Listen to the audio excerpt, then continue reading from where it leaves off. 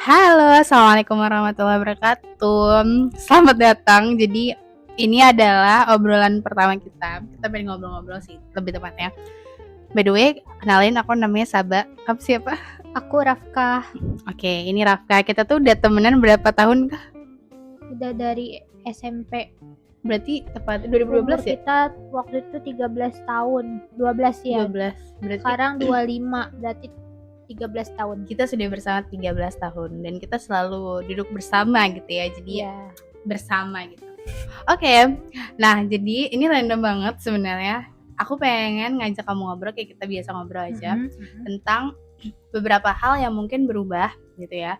Di usia kita yang tahun ini akan 25 tahun. Jadi pasti kan ada banyak berubah ya, cara pandang atau ya perspektif-perspektif yang baru gitu yang akhirnya kita sadar oh ternyata kayak gini ya, kayak gitu.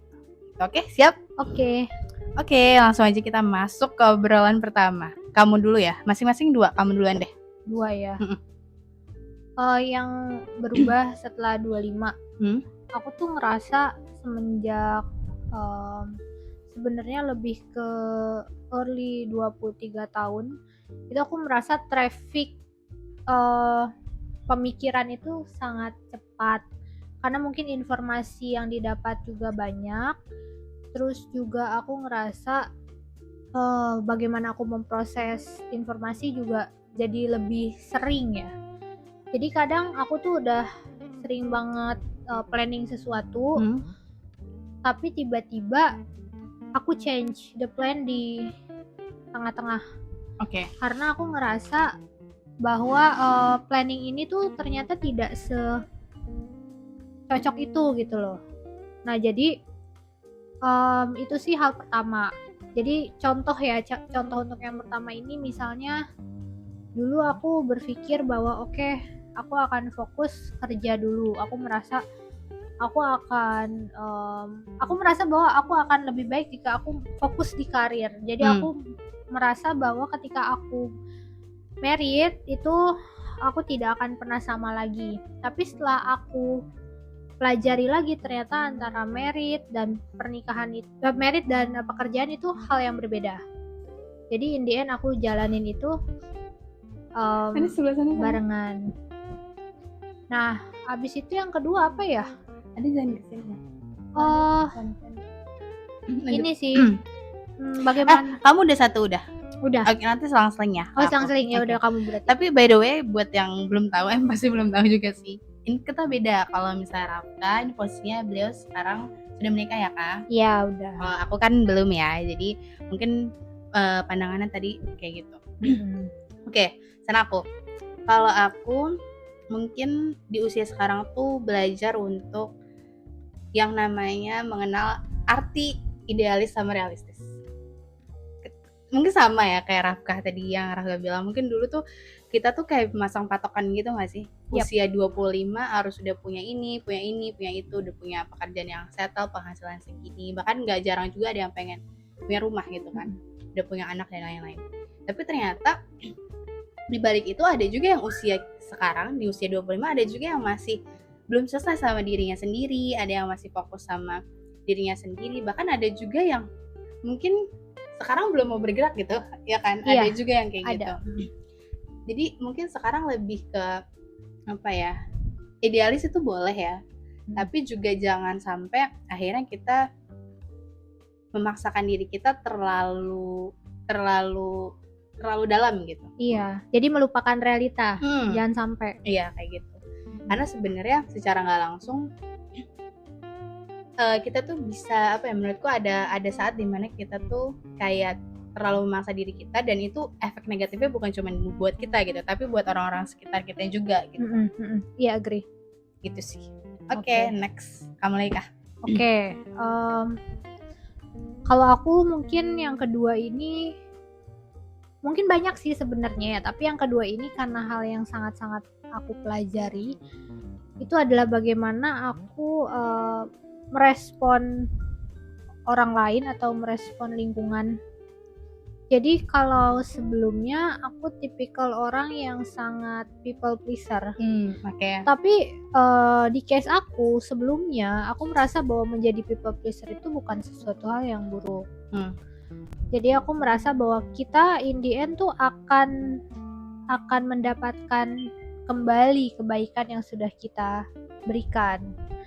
Begitupun dengan kebaikan kita yang udah kita kasih ke orang, ya pasti balik lagi ke kita. Nah tapi karena sekarang itu kita sudah tahu prioritas, jadi aku ngerasa kita harus berani saying no. Kita juga harus bisa saying no, itu bukan hanya bilang enggak di mulut, tapi juga tindakan dan juga kita harus bisa gimana ya bilangnya, pikiran kita juga harus bisa kita stop. Jadi ketika itu udah terlalu berat difikirkan dan mengambil terlalu banyak porsi, akhirnya ya kita harus bisa stop diri kita. Gitu sih kalau dari aku. Jadi bagaimana kita merespon lingkungan, lebih bijak aja gitu. Oke. Itu yang menarik sih buat aku, karena Rafka tuh apa ya, aku belajar untuk bisa lebih nggak peduli gitu ya, nggak peduli sama orang, entah itu dari omongan, dari perbuatan, itu dari Rafka. Jadi dia benar-benar bisa ngasih tahu nih kayak ini nggak usah dia dipikirin mbak dan lain-lain gitu. Jadi dia tuh berpikir, itu tuh satu hal yang baru dari kita adalah dia sangat rasional. Kalau aku tuh orangnya perasaan ya Kak. Perasaan, tapi juga sebenarnya dalam menyikapi banyak hal aku sebenarnya intuitif. Iya kan? Yeah. Dan kamu kadang sebenarnya lebih ke yang aku nggak tahu sih, kamu tuh bukan berarti kamu itu bisa dikatakan fully rasional, bukan, tapi kamu tuh lebih nggak merasa ada isu aja. Iya betul. Nah itu tuh kayak aku tuh tipe yang kayak misalnya nih ada orang yang ngomong gitu, tahu nggak ada kayak gini-gini, aku tuh sering kayak udah aku mendingan nggak usah tahu gitu, karena aku nggak mau akhirnya mungkin sifat aku berubah sama dia atau gimana gitu. Jadi mendingan nggak usah tahu gitu. Sebenarnya mungkin kita sama-sama agak cuek ya gitu dengan hal-hal kayak gitu, dan kalau kita ketemu pun yang diobrolin tuh jarang banget gitu. Maksudnya jarang kita ngobrolin orang atau dan lain-lain, lebih kayak ya udah kamu gimana aku gimana gitu. Iya, nextnya mau apa gitu. Kayak gitu. Oke, terus yang terakhir dari aku hampir sama juga sama kayak Rafka. Di usia sekarang aku belajar untuk let go. Itu penting banget. Jadi kita melepaskan sesuatu yang memang nggak bisa kita pegang. Betul. Dan belajar bahwa memang tidak ada yang kita punya apapun di dunia ini gitu loh. Entah itu keluarga gitu ya, orang tua, pasangan, teman, pekerjaan, pendidikan dan lain-lain tuh nggak ada yang kita punya gitu. Agree. Dan jadi lebih ringan ya. Iya betul, jadi lebih ringan. Terus karena mungkin beberapa orang ada juga Kak yang mikir kalau let go itu kayak artinya menyerah gitu. Oh ya. Tapi menurutku ya, untuk bisa sampai ke fase let go itu tuh berat. Prosesnya panjang. Iya, bahkan menurutku let go itu satu perjuangan yang udah di paling atas. Karena kita harus mengalami dulu. Benar. Paham kan, yang sebelumnya kita tuh selalu kayak oke, kita punya plan, kita punya ambisi, harus achieve. Tapi sekarang kita tahu bahwa ternyata achieve menurut kita itu kan nggak selalu aku nggak bisa bilang nggak selalu baik ya, tapi kadang takdir itu memang tidak mengarahkan ke jalan itu kan. Iya betul.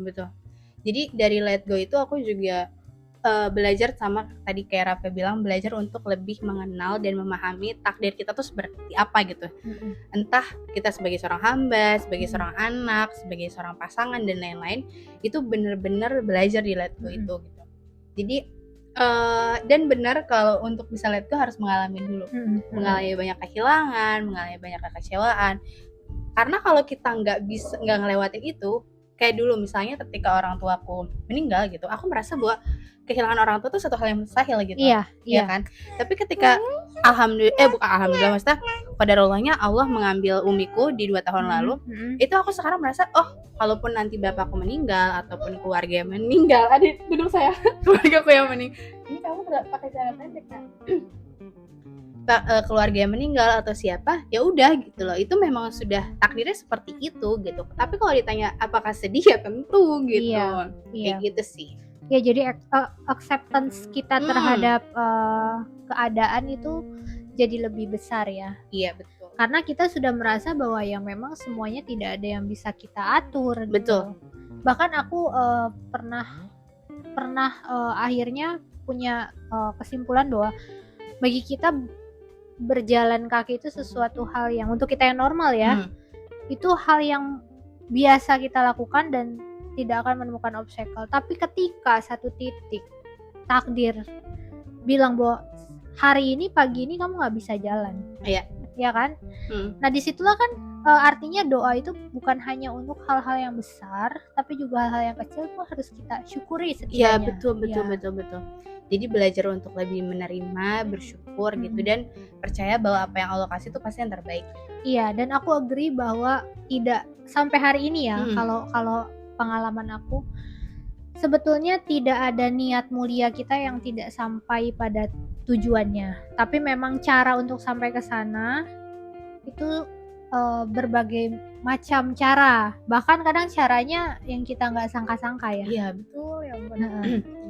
Oke, mungkin itu aja teman-teman, 2 hal, total aja jadi 4 sih, 4 hal yang mungkin kita pelajari di usia kita yang tahun ini akan 25 tahun. By the way kita lahirnya di bulan yang sama ya kan, di bulan Mei juga gitu.